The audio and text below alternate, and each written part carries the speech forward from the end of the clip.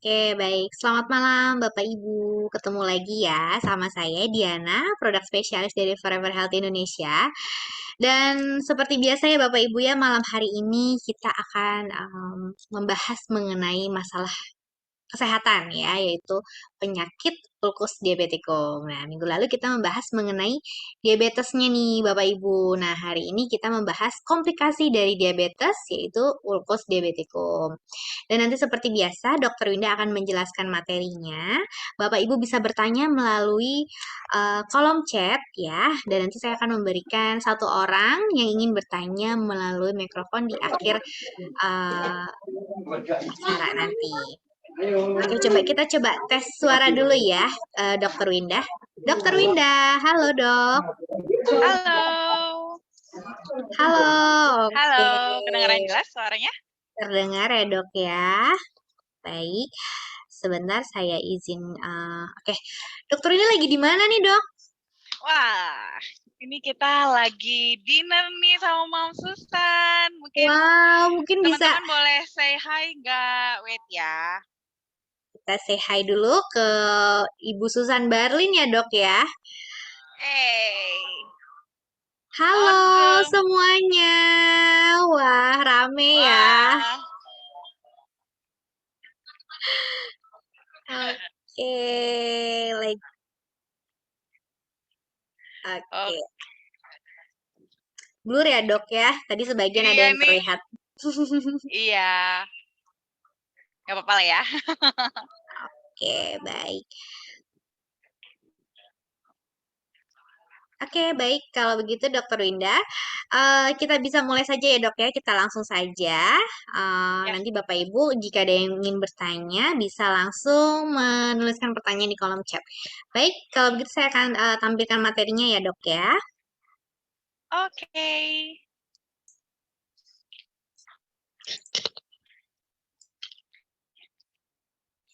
Sudah muncul ya, Dok? Ya, sudah. Oke, baik. Silakan, Dokter Winda. Oke, semangat pagi nih teman-teman FHI semuanya di seluruh Indonesia.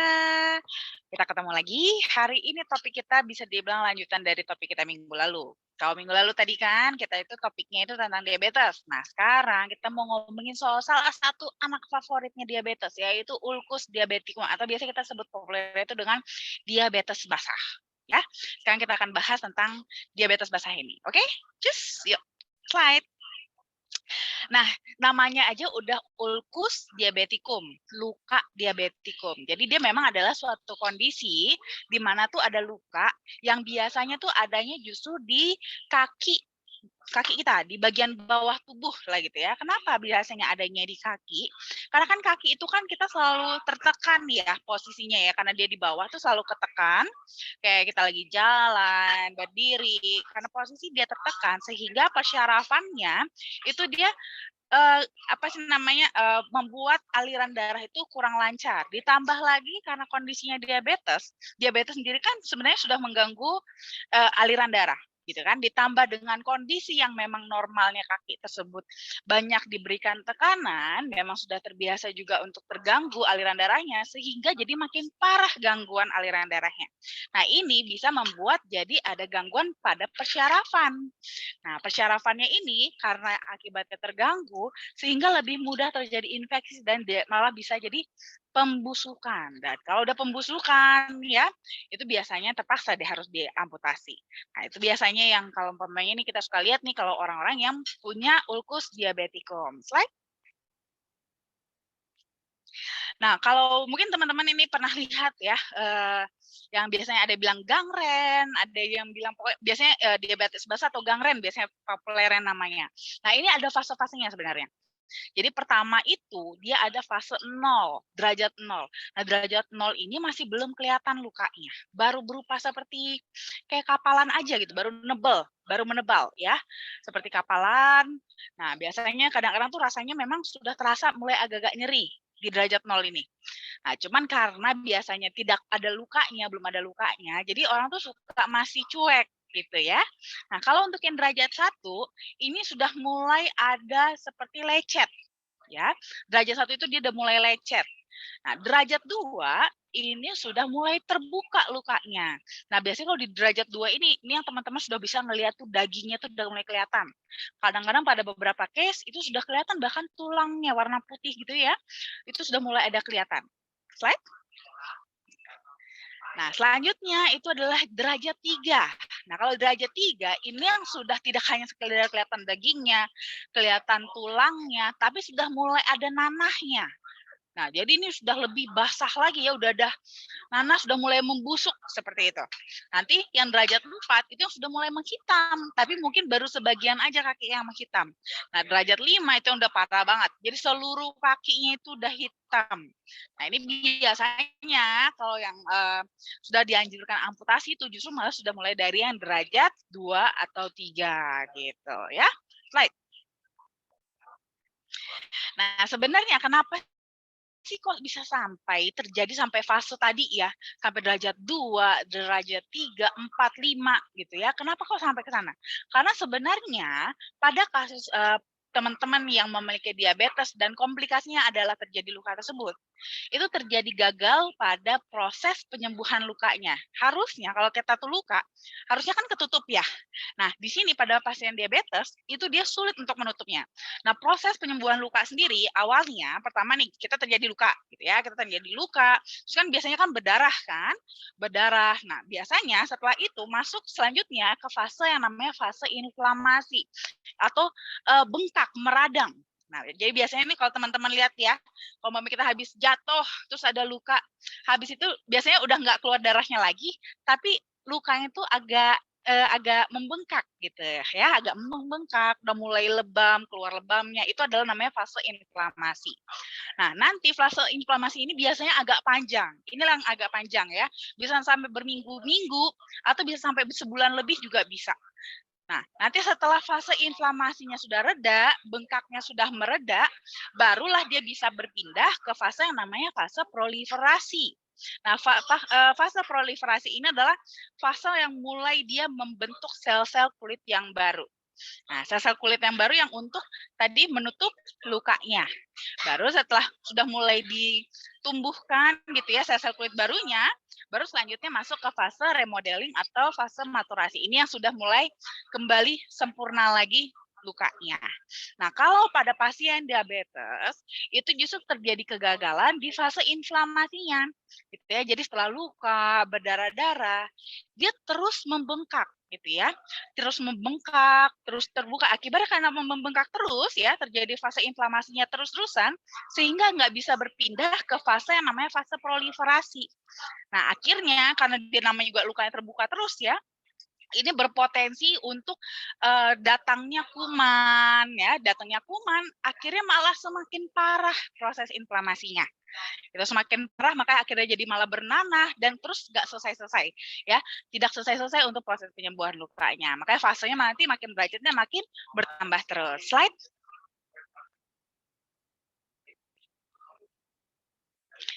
Nah, ternyata dari hasil penelitian nih teman-teman, itu ada loh ternyata manfaat flavonoid terutama untuk kasus seperti ini. Jadi dari hasil penelitian itu ternyata senyawa flavonoid itu dengan jumlah yang sedikit sekali, ya hanya sekitar 0,71 mg aja, itu dia punya fungsi antioksidan di mana dia malah bisa menekan itu yang namanya kadar leukosit dan makrofag yang berperan dalam proses inflamasi tadi. Sehingga nih proses inflamasi yang tadinya awalnya itu panjang-panjang ya bisa sampai 3 minggu lebih, ya bisa sampai sebulan lebih.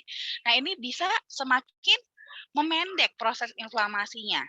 Dengan semakin memendeknya proses inflamasi, maka fase penyembuhan lukanya bisa lebih cepat berpindah ke fase proliferasi. Sehingga ini akan membantu sekali untuk proses penyembuhan luka itu bisa lebih efektif dan lebih cepat. Slide.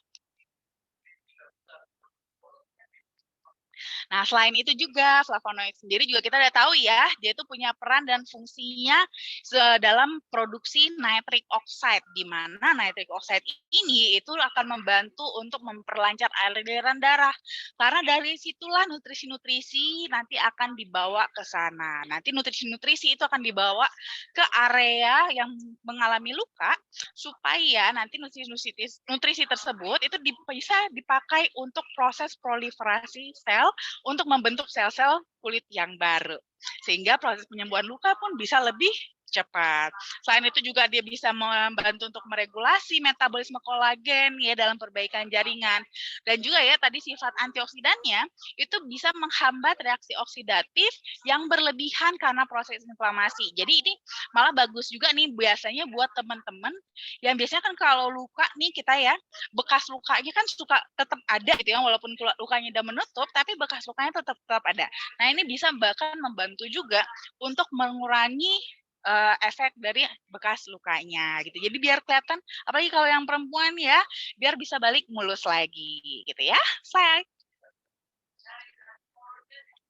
Nah, memperkenalkan Cocoa-Flavanol dan juga Flavanol DTM with L-arginine. Nah, di sini Cocoa-Flavanol itu dia terbuat dari ekstrak biji kakao yang masih mengandung 80% flavanol alaminya. Slide.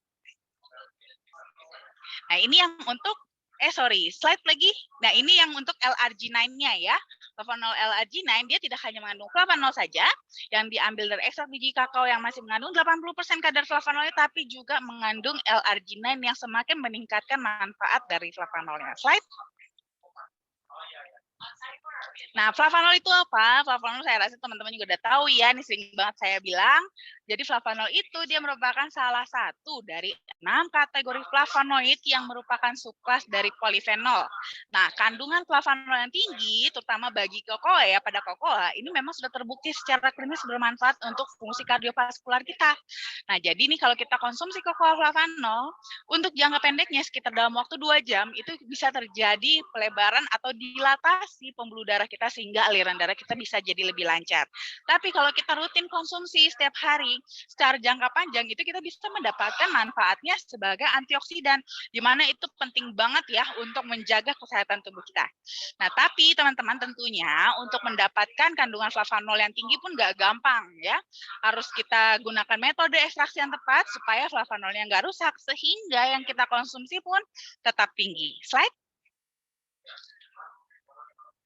Nah, L-arginine sendiri juga dia sebenarnya juga mungkin ada beberapa teman-teman juga yang sudah cukup familiar ya. L-arginine itu dia sebuah asam amino esensial yang memang diperlukan oleh tubuh kita terutama untuk memproduksi protein nantinya dipakai untuk metabolisme di dalam tubuh kita. Nah, tapi karena dia masuk kategori yang esensial, jadi dia itu tidak bisa kita dapatkan dari tubuh, tidak bisa diproduksi oleh tubuh kita sendiri. Jadi harus didapatkan dari luar. Nah, ini dia bisa kita dapatkan biasanya bisa dari daging merah, daging ayam, daging ikan, bisa produk olahan susu ya, kacang-kacang seperti kacang kedelai, gandum utuh. Itu kita bisa dapatkan manfaat sumber dari L-arginine-nya. Slide.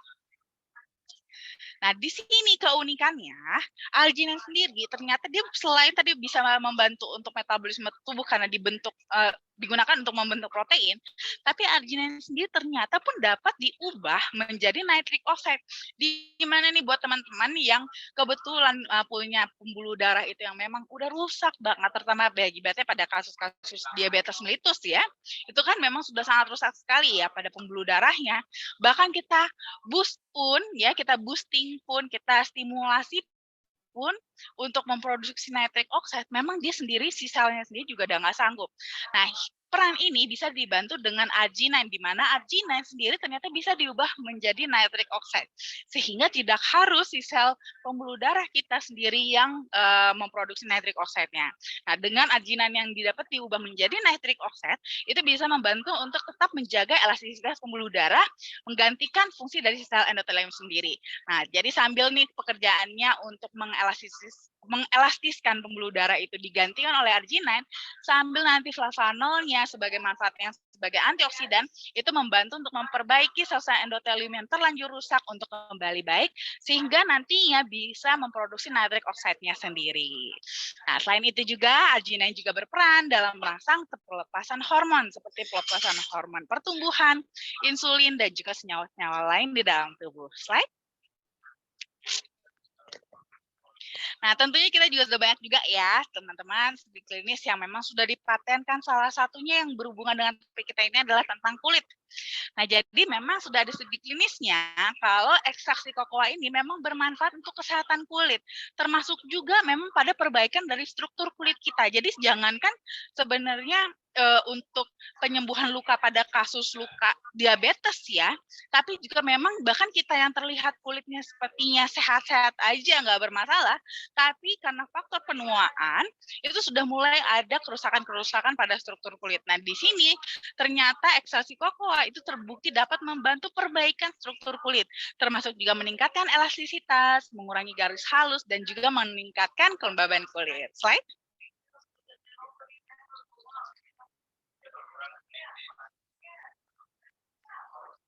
Nah, tadi kan kita nggak bisa sembarangan ya untuk untuk mendapatkan manfaat flavanol. Nah, jadi di sini memang produsen kita yaitu Berry Callebaut itu bahkan sudah mempatenkan metode yang mereka gunakan dalam mengekstraksi flavanol. Di mana metode yang mereka gunakan ini itu memang sudah terbukti dapat mempertahankan hingga 80% kadar flavanol yang ada secara alami. Di mana kalau kita bandingkan dengan proses pembuatan coklat yang konvensional itu flavanolnya itu sudah banyak sekali menurun ya. Jadi memang di sini tujuan Berry Callebaut dalam memproduksi coklat memang adalah untuk manfaat kesehatannya. Jadi bukan hanya sekedar konsumsi coklat biasa. Slide.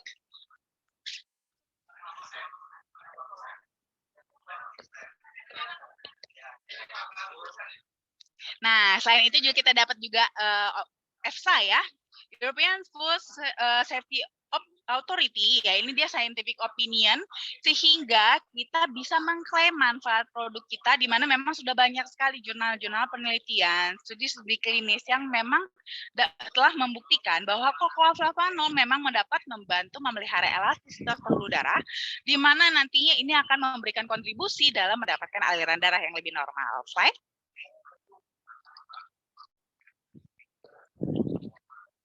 Jadi buat teman-teman nih untuk konsumsi cocoa flavanol baik yang original maupun yang sweet, untuk maintenance bisa mengkonsumsi cukup 3-5 gram sehari, itu sebenarnya sudah bisa memenuhi kebutuhan tubuh akan flavanol. Namun mungkin untuk beberapa case tertentu itu bisa disesuaikan dosisnya. Seperti contohnya nih, kalau umpamanya teman-teman punya ulkus diabetikum ya, punya luka gangren, nah itu bisa mengkonsumsinya itu bisa sampai 15 gram sehari ya, supaya bisa semakin memboosting sensitivitas terhadap insulinnya dan juga aliran darah yang lebih lancar. Slide.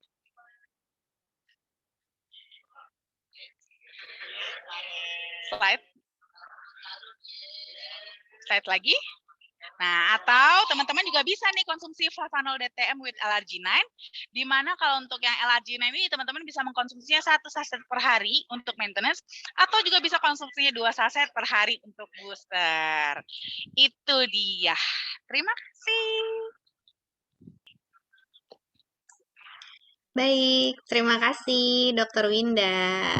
Itu dia tadi produk kita ya Bapak Ibu ya. Ada Cocoa Flavanol original, Cocoa Flavanol yang sweet, yaitu penggunaannya dari rasa manisnya dari stevia, dan juga Cocoa Flavanol with L-arginine.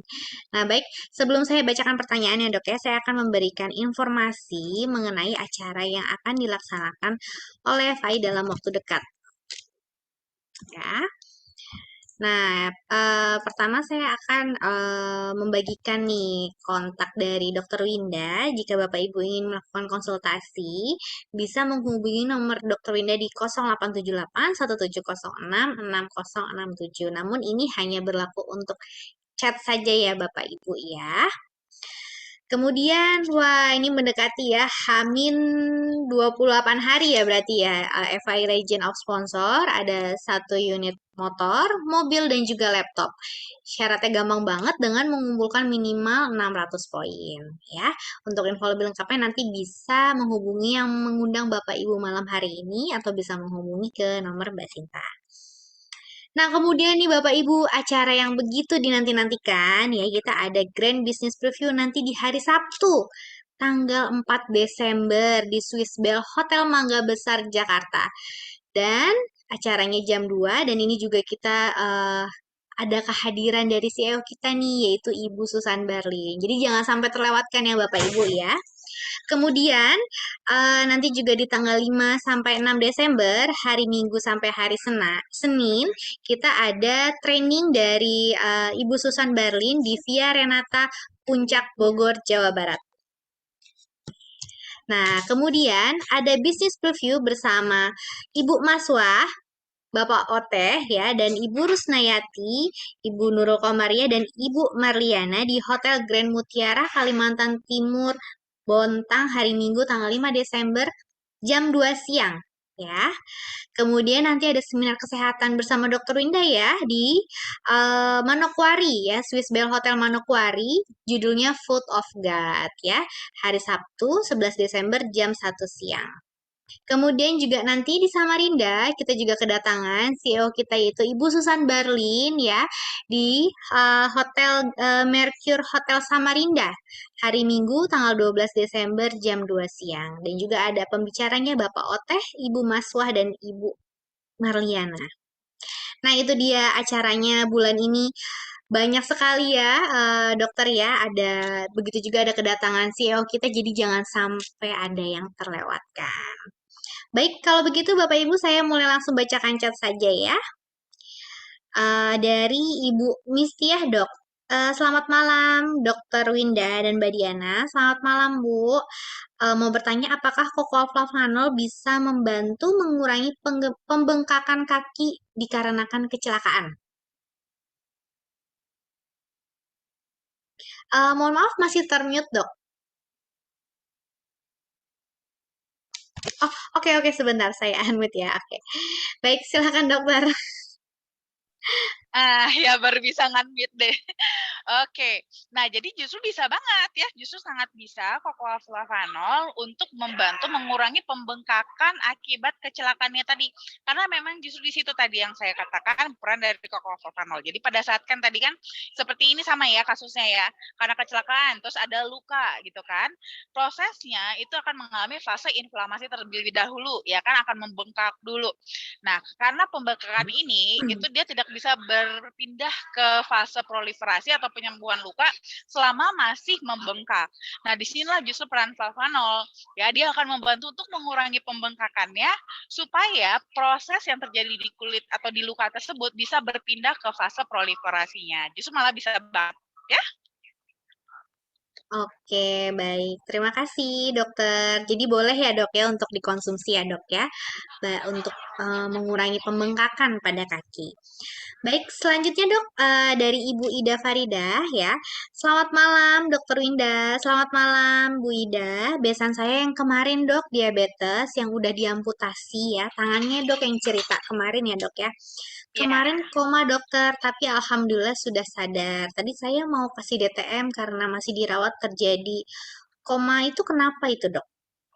Iya, memang kalau koma sendiri itu kan terjadinya bisa macam-macam ya. Apalagi di sini kan kasusnya adalah pasiennya itu adalah penderita diabetes. Jadi mungkin salah satu biasanya kemungkinan terjadinya koma itu karena kadar gulanya tinggi. Biasanya seperti itu. Kalau kadar gula tinggi itu kan bisa membuat kondisi si pasien itu tuh mengalami keracunan, seperti keracunan ya, di mana itu malah terjadi penumpukan kadar gula di dalam darah di area otaknya. Nah, di sini bisa semakin mencederai persyarafan ya, terus juga sel-sel otak karena kadar gula yang tinggi. Inilah yang akan beresiko membuat kesadaran jadi menurun. Makanya bisa sampai terjadi koma kalau pada kasus seperti ini gitu.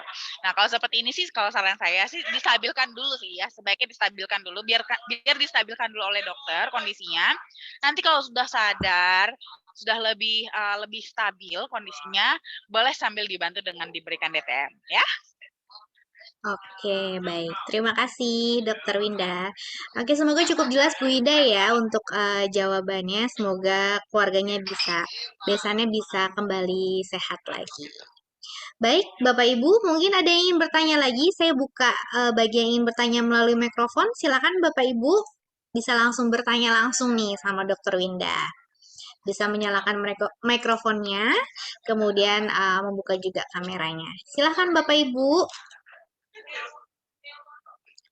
Oke, mungkin belum ada yang ingin bertanya, Dok ya. Kalau begitu saya akan memutarkan video ya promo kita yaitu video jalan-jalan ke eh, Korea. Baik.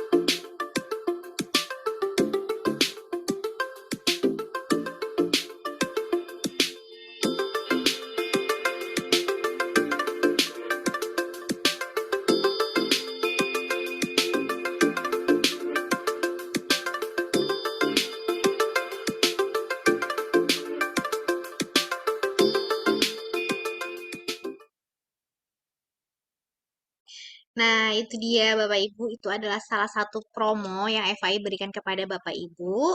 Bapak Ibu bisa mendapatkan promo hadiah jalan-jalannya nih. Jadi nggak cuma uh, bonus aja, tapi juga Bapak Ibu akan mendapatkan hadiah jalan-jalan seperti tadi ke 3 negara dan juga ke Korea. Baik, selanjutnya sudah ada pertanyaan lagi ya dok ya dari Ibu Eni di Batam ya. Selamat malam Dokter Winda dan Mbak Diana. Selamat malam Bu Eni. Mau tanya nih, apakah Flavanol bisa membantu penyembuhan sakit polip dok? Ya, meskipun sudah melakukan operasi. Terima kasih penjelasannya. Iya, nah jadi sebenarnya sih begini ya, jadi walaupun sudah operasi ya, bukan berarti polip ini tidak bisa timbul lagi, tetap bisa timbul lagi. Itu kenapa justru tetap harus dijaga, di-maintain ya, di-maintain supaya jangan sampai nih timbul lagi gitu ya. Jadi ini bisa membantu juga ya dengan konsumsi Flavanol, karena di dalam Flavanol tadi juga ada saya jelaskan sedikit ya, Flavanol itu kan dia mengandung antioksidan, di mana peran antioksidan itu bisa membantu untuk menekan aktivitas yang terlalu berlebih ya, atau reaksi atau kerja yang berlebih dari si sel-sel tubuh kita, termasuk di sini adalah pada kasus polip. Nah, jadi di sini malah bisa membantu untuk mencegah dari timbulnya kembali polipnya walaupun sudah dioperasi. Jadi boleh untuk dikonsumsi ya. Oke, baik. Terima kasih Dokter Winda. Semoga cukup jelas ya Ibu Eni ya, dan semoga Bu Eni bisa cepat sembuh dan sehat selalu ya Bu. Kemudian dari Bapak Toniko di Batam ya, dari Batam lagi ya dok ya. Kemudian pertanyaan selamat malam Mbak Diana dan Dokter Winda. Selamat malam Bapak. Mau tanya kalau mengkonsumsi flavanol bisa mengurangi mimisan nggak dok? Oke, nah sebenarnya kalau mimisan sih akan tergantung ya Pak ya, penyebabnya apa dulu.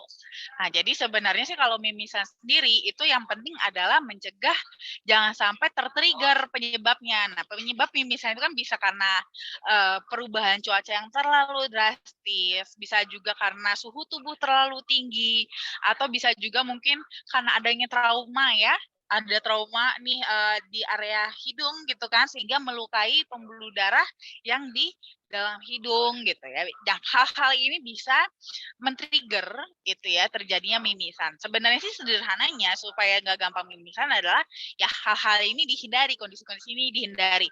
Tapi kondisi-kondisi ini pun itu berhubungan dengan daya tahan tubuh. Erat hubungannya dengan daya tahan tubuh. Jadi nanti dengan konsumsi Flavanol itu bisa semakin meningkatkan daya tahan tubuh Bapak supaya tidak gampang tertrigger mimisannya karena faktor-faktor lingkungan tadi seperti itu. Jadi bisa juga dibantu dengan konsumsi kokoflavanol ya. Karena tadi antioksidannya itu bisa selain justru malah menekan aktivitas yang berlebih dari sel-sel tubuh kita, tapi juga sekaligus itu meningkatkan imunitas. Jadi biar supaya imunitasnya itu bisa ideal gitu. Oke, baik. Terima kasih, Dokter Winda. Semoga cukup jelas ya, Bapak Tony ya. Dok, ada pertanyaan dari Bu Eni. Cara konsumsinya bagaimana, Dok? Oke, yang tadi ya, yang polip ya. Ya, untuk konsumsinya sih pada dasarnya sih mulai dari yang standar aja, Bu. Apalagi kan sebenarnya sudah melakukan operasi juga. Jadi ini sifatnya lebih ke maintenance. Jadi sebenarnya 5 gram juga cukup kok. Ya, 5 gram cukup konsumsinya, tapi mungkin bisa jadi juga nanti Ibu akan boleh tes sendiri ya apakah 5 gram cukup atau harus lebih. Karena kan kadang-kadang kan kita masalah kita bukan hanya polip aja. Bisa aja Ibu sebenarnya punya masalah-masalah kesehatan lain juga. Jadi nanti disesuaikan dengan kebutuhan tubuh Ibu ya. Baik, terima kasih, Dokter Winda. Jadi nanti dapat ditingkatkan ya, Bu ya, sesuai dengan kebutuhan Ibu ya, sesuai dengan kondisi badan Ibu. Oke, baik. Selanjutnya dari Ibu Kasiani. Selamat malam, dokter. Mau tanya untuk yang punya penyakit autoimun, dok, apa bisa konsumsi cocoa flavanol? Tentu bisa, karena justru tadi seperti saya katakan ya, Flavanol itu dia punya sifat antioksidan. Di mana kalau pada kasus autoimun ya, imunnya itu justru terlalu agresif sampai dia menyerang sel tubuh kita sendiri, gitu. Nah, sifat yang terlalu agresif inilah nanti yang akan dibantu dengan antioksidan dari flavanol supaya dia jangan sampai karena terlalu agresifnya di sel imun kita ini malah jadi menyerang tubuh kita sendiri. Jadi justru bisa diberikan juga ya untuk kasus autoimun. Nah, nanti di sini juga sama. Untuk dosisnya juga nanti disesuaikan. Biasanya sih saya menganjurkan mulai dari 10 gram. Ya, nanti disesuaikan juga sesuai kebutuhan. Ya. Baik, terima kasih Dokter Winda. Semoga cukup jelas Bu Kasiani ya. Jadi tentunya sangat boleh dianjurkan untuk konsumsi cocoa flavanol. Kemudian dari Bapak Haswan Koyer, selamat malam Mbak Diana dan Dokter Winda. Selamat malam Bapak. Mau tanya kalau usus buntu boleh nggak konsumsi flavanol? Boleh-boleh aja, ya nggak dilarang ya, bebas kok. Usus buntu juga tetap boleh konsumsi flavanol, nggak ada masalah. Justru malah bisa membantu mempercepat proses. Nanti kalau, tapi gini ya, kalau usus buntu itu kan sebenarnya berarti kondisinya sebenarnya sudah terjadi infeksi gitu ya, sudah terjadi infeksi. Nah, nanti kondisi infeksi ini memang sebaiknya dianjurkan untuk operasi karena kalau tidak di treatment itu malah bisa beresiko menyebabkan infeksi yang lebih meluas lagi. Ya, bisa beresiko jadi malah sampai ke peritonitis dan itu bisa lebih berat nanti. Operasinya jadi nggak bisa operasi kecil. Ya, jadi terpaksa harus operasi besar. Jadi sih kalau untuk memang sudah kena usus buntu, memang sebaiknya sih segera dioperasi. Tapi nanti afternya, setelahnya, baru untuk proses penyembuhannya itu konsumsi flavanol supaya proses penyembuhannya bisa lebih cepat. Ya. Oke, baik. Jadi membantu untuk proses recovery saat operasi ya, Dok ya. Ya, Bisa betul. dioleskan untuk lukanya juga ya, Dok ya. Bisa. Oke, jadi bisa melalui dua dua jalan Pak Haswan, bisa dari konsumsi dan juga dari lukanya. Baik, terima kasih Dokter Winda. Kemudian dari Ibu Dian, mau tanya dok untuk kondisi yang terkena kanker hati nih dok, ya, dan udah bengkak Hmm, tubuhnya, apa bisa dibantu dengan cocoa flavanol? iya. Kalau untuk kanker hati ini sebenarnya case-nya kemarin juga sempat ada yang nanya juga ya. Ini case-nya mirip juga seperti kasus sirosis ya. Jadi pada kasus kanker hati itu hatinya itu sudah mengalami ciut gitu, ciut sehingga dia sudah mengalami kegagalan fungsi. Jadi dia nggak bisa mengerjakan fungsi-fungsi yang harus dia lakukan. Jadi biasanya di kasus kanker hati ini ya karena fungsinya tidak bisa berjalan, di mana biasanya kanker hati itu kan prosesnya terutama adalah untuk detoksifikasi dan juga untuk pelepasan bilirubin gitu ya. Nah, di sini itu akan mengakibatkan salah satunya ya karena gagal detoksifikasi ini nanti hubungannya adalah dengan toksin yang harusnya dibuang dari dalam tubuh itu malah menetap di dalam tubuh. Jadi apa namanya yang namanya apa sih namanya ini tuh tinggi banget gitu, kadar toksin di dalam darahnya tuh semakin tinggi gitu, semakin menumpuk, dan ini yang akan menyebabkan bisa seperti keracunan kondisinya pasiennya. Ditambah lagi tadi kan pelepasan bilirubinnya juga jadi gagal, akibatnya itu tuh cairan di dalam tubuh itu tuh nggak bisa tetap di dalam pembuluh darah, tapi malah bisa merembes keluar, sehingga ini akan mengakibatkan badannya itu bengkak-bengkak, tangannya, perutnya jadi besar ya, mengalami asites ya, kakinya bengkak, sampai ke paru-paru juga, makanya bisa sampai sesak napas, hal-hal ini yang bisa terjadi.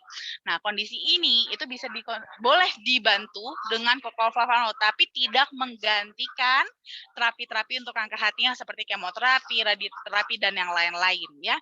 Jadi kokolflavanol itu positioningnya adalah sebagai terapi paliatif atau terapi pendamping dari terapi-terapi medisnya. Nanti kokolflavanol pertama dia manfaatnya sebagai antioksidan, itu bisa membantu untuk menekan sel kankernya supaya tidak terlalu cepat berkembang gitu ya, tidak terlalu cepat berkembangnya gitu, sehingga itu akan membantu juga menjaga kerja dari kemoterapinya juga supaya nggak terlalu berat. Selain itu juga antioksidannya juga itu bisa membantu melindungi sel-sel yang masih sehat supaya nggak ikutan rusak, baik karena sel kankernya maupun karena terapi dari kemoterapinya. Sehingga ini pun nanti akan membantu juga untuk meminimalisir efek samping dari terapi kemoterapi. Biasanya kan kalau pasien kanker itu kan mengalami kemoterapi itu kan akan ada gejala-gejala seperti mual, muntah ya, kulitnya hangus ya, terus juga rambutnya rontok dan macam-macam. Nah, dengan tadi ya sel-sel sehatnya itu lebih dilindungi, efek-efek samping ini juga bisa lebih diminimalisir. Dan otomatis karena efek juga lebih minimal, ditambah lagi coklat sendiri kan memang bisa membantu meningkatkan produksi hormon serotonin ya, itu akan membuat pasien sendiri bisa lebih happy, lebih rileks, lebih positif, dan pasien yang positif itu akan semakin meningkatkan efektivitas dari pengobatannya, sehingga proses terapinya itu secara menyeluruh bisa lebih baik progresnya gitu. Prognosisnya itu bisa lebih bagus. Jadi sangat bisa banget dikombinasi ya dengan obat-obatan medis lainnya.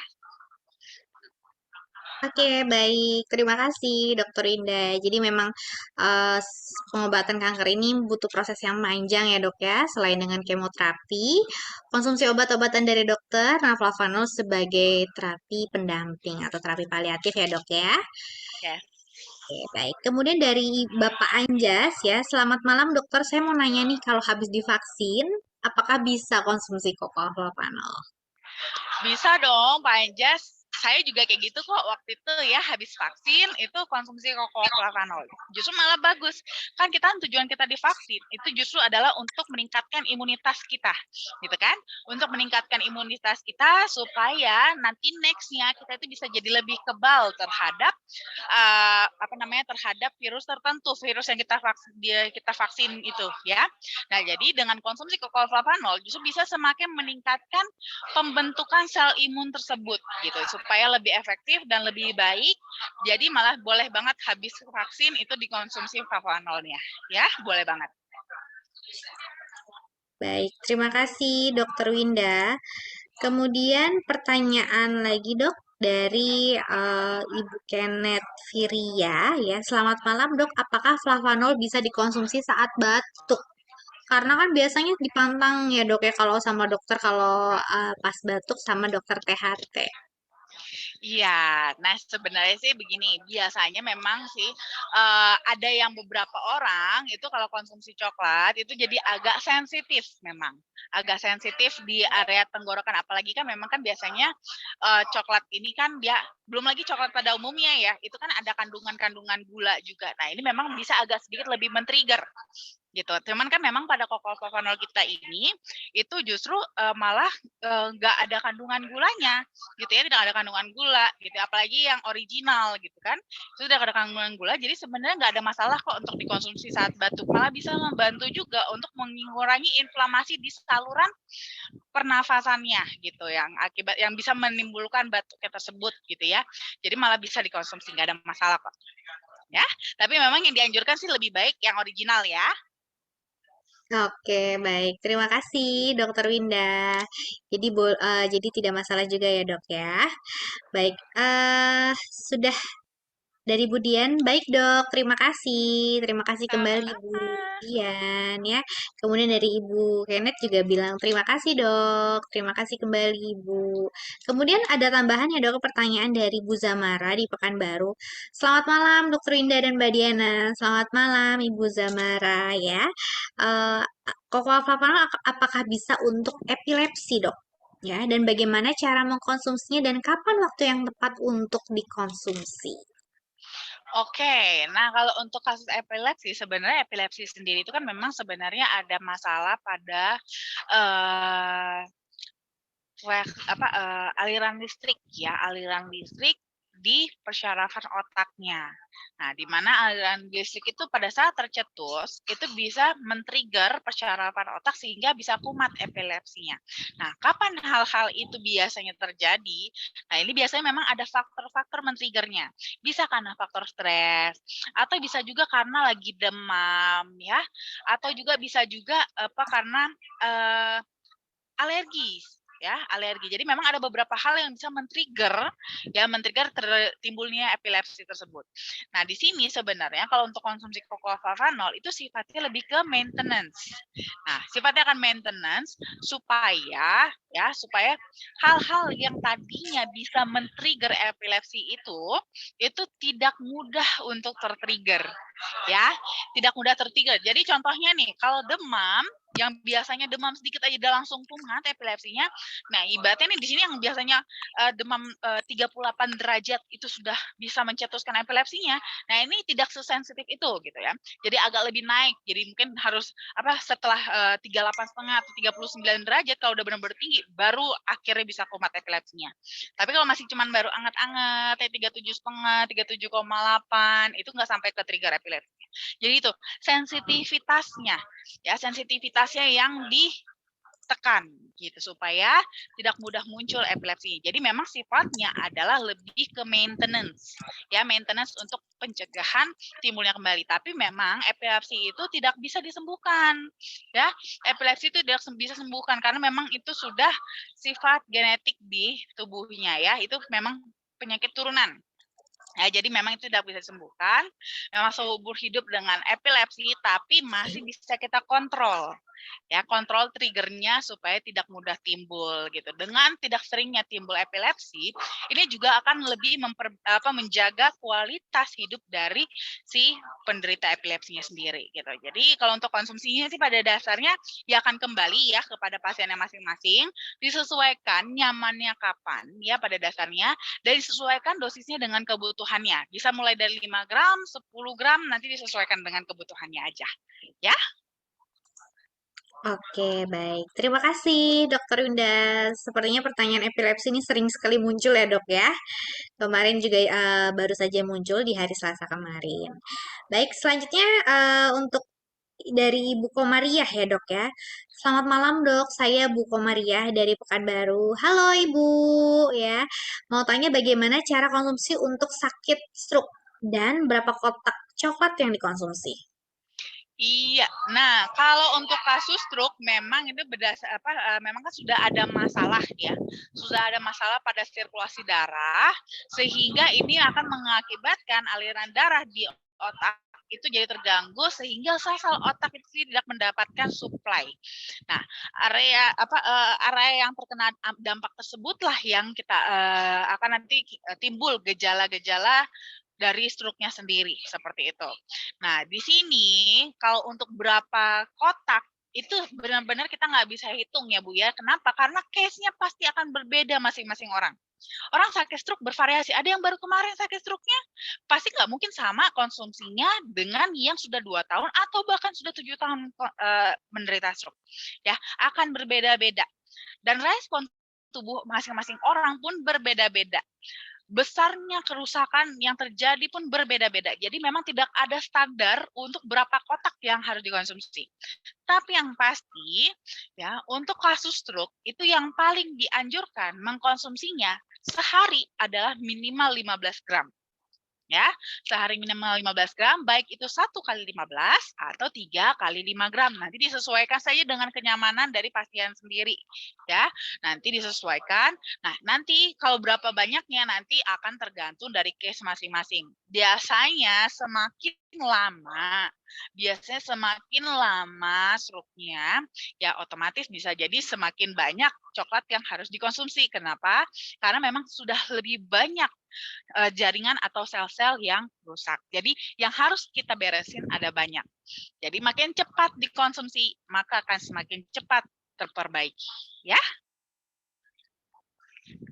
Oke, baik. Terima kasih, Dokter Winda. Baik, semoga cukup jelas ya, Bu Komaria ya. Jadi memang tidak bisa ada acuannya ya, Dok ya. Begitu juga dengan pengobatannya juga kan pasti tidak ada acuannya juga. Namun pesan juga ya, sedikit pesan ya, Dok ya, untuk bagi yang masih sehat nih, Bapak Ibu ya, yang saat ini masih tubuhnya masih fit, masih belum ada penyakit macam-macam yang timbul, bisa konsumsi minimal 3 gram, 3 sampai 5 gram ya dok ya, karena Ya. penelitian juga menyebutkan konsumsi cocoa flavanol setiap hari selama 25 hari bisa membantu meningkatkan fungsi kardiovaskular dan itu sudah Ya. terbukti nyata ya Bapak Ibu ya. Baik, mungkin ada yang ingin bertanya lagi, Bapak Ibu bisa menyalakan mikrofonnya dan juga bisa menyalakan juga kameranya. Halo Bapak Ibu. Atau mungkin ada yang mau testimoni? Oke, mungkin ada yang ingin memberikan ceritanya nih malam hari ini tentang konsumsi cocoa flavanol. Oke, halo Bapak Ibu. Oke, mungkin mungkin sudah pada paham semua ya dok ya. Oh ada yang menyalakan mikrofon. Bapak Wakim, Bapak Wakim, halo. Halo, Oh Assalamualaikum. Ibu, halo Ibu, Halo Ibu. Waalaikumsalam. Ya, Ini saya ya Alhamdulillah sudah minum Prapanol. Kaki saya yang bengkak sekarang sudah mengempes. Cuma ini tinggal sedikit di persendian saya di lutut. Itu aja dok, caranya gimana supaya penyembuhannya agak cepat gitu. Soalnya sudah kelamaan sih dok. Ibu minumnya dosisnya berapa? Ya saya ini kalau memang lagi ya 5 gram. Kadang saya lebihin itu. Iya. Tapi ini masih ada sedikit dok. Kalau kita habis jongkok, berdiri itu yang masih terasa dok. Iya, Tuh. betul. Nah, Tapi memang sekarang alhamdulillah. ya, itu memang biasanya dialami para wanita, Bu. Oh iya Ya, iya. iya, masalah lutut itu memang paling sering dialami oleh para wanita. Kenapa? Hmm, Memang karena wanita terutama, apalagi kalau umpamanya beberapa kali melahirkan. Iya iya. Nah, kalau beberapa kali melahirkan, berarti kan wanita itu kita itu dalam posisi overweight ya, kelebihan berat badan itu kan lumayan lama dan jadi lumayan sering. Apalagi ini mungkin kalau ibu agak banyak nih anaknya, gitu kan? Ya, Berarti ibu anak saya 4 dok. nah kan 4 anaknya, berarti ibu 4 Iya kali mengalami iya obesitas, ibaratnya gitu kan? iya. Nah itu membebani lutut ibu gitu. Oh Nah, iya itu iya. tuh membebani lutut dari segi berat. Itu Hmm, membebani lutut. Ditambah pada kondisi kehamilan, itu hmm, penyerapan kalsium itu tinggi untuk pembentukan janin. hmm. Sehingga si ibu itu akan sering mengalami yang namanya osteoporosis. Nah, inilah makanya selalu kondisi kedua penyakit lutut itu paling sering adalah pada ibu-ibu. Oh, gitu. Iya, jadi memang itu sudah resiko sih ya, sudah resiko. Tapi bukan gitu berarti ya, kita Dok? biarin aja, bukan berarti kita biarin aja. Kita tetaplah kita harus melakukan sesuatu. Dalam artian di sini nanti Ibu bisa memang yang paling pertama adalah memang harus menurunkan berat badan. Hmm. Ya, harus menurunkan berat badan. Selama Ya, berat badannya masih alhamdulillah sekarang berlebih, sudah enak. iya, selama berat badan masih berlebih, memang itu akan tetap terus terasa, gitu. Jadi memang kita harus mengurangi beban pada lutut terlebih dahulu dengan mengurangi berat badan. Nah, mungkin itu boleh nih, nanti Ibu coba juga agak dinaikkan dosisnya supaya proses pembakaran lemaknya itu bisa lebih cepat juga. Sambil nanti Ibu memaintain juga ya untuk asupan makanannya, supaya nanti memang lama-lama nih secara teratur berat badan Ibu lebih menurun. Akibatnya nanti akhirnya nih lututnya bisa lebih ringan bebannya gitu. Nanti itu akan membantu juga supaya tidak lebih sakit lagi untuk lututnya. Ya? Dok, mau bertanya, anak saya yang minum kokoa selama 4 bulan kok enggak halangan gitu. Ini saya mau bertanya, Dok. Anak Ya. saya selama minum Coca Plapanol selama 4 bulan belum haid, Dok. Itu gimana, Dok? Kalau sudah sampai 4 bulan udah pernah cek ke Objin nggak, Bu? Dokter Masih Objin? belum berani dianya. Masih belum berani. Oh, harus. Iya, kalau sudah 4 bulan harus cek, Bu. Nggak bisa nggak. Kalau saran saya sih lebih baik dicek ke dokter Objin, make sure, karena kan kita kan kadang-kadang kita nggak pernah tahu ya, ini kadang-kadang bisa saja timingnya kebetulan. Pas lagi minum flavanol, pas lagi sebenarnya sudah ada masalah. Umur berapa anaknya, Bu? Hampir 40, Dok. Hampir 40. Nah, itu coba dipastikan dulu ya, dipastikan. Ibaratnya mungkin boleh ke dokter Objin dulu untuk memastikan gitu, ada masalah apa, biar nanti kan lebih pasti ya. Biasanya kalau seperti ini kan sudah ada masalah berarti sebenarnya. Karena sudah sampai 4 bulan. Kalau mungkin sebulan, 2 bulan kita mungkin oke, mungkin memang lagi Iya, itu timing aja. Kebetulan aja, Bu. Kebetulan pas lagi minum flavanol, pas kebetulan kumatnya. Gitu. Bisa, Tapi karena memang sebenarnya kemarin kalau dari flavanol sendiri itu nggak menyebabkan itu, justru biasanya kalau flavanol malah bikin jadi lancar. Bahkan yang sudah menopause saja malah bisa jadi haid lagi, berarti seperti itu karena proses detoksifikasinya. Nah, tapi kalau kejadiannya kebalikannya, jangan-jangan kebetulan timingnya pas lagi minum flavanol, pas jadi kebetulan muncul masalah tersebut gitu. Jadi mungkin itu sih kalau saran saya baiknya diperiksa dulu untuk dipastikan. Gitu. Tapi ini saya mau bertanya lagi, Dok. Kemarin kan Boleh. saya vaksin.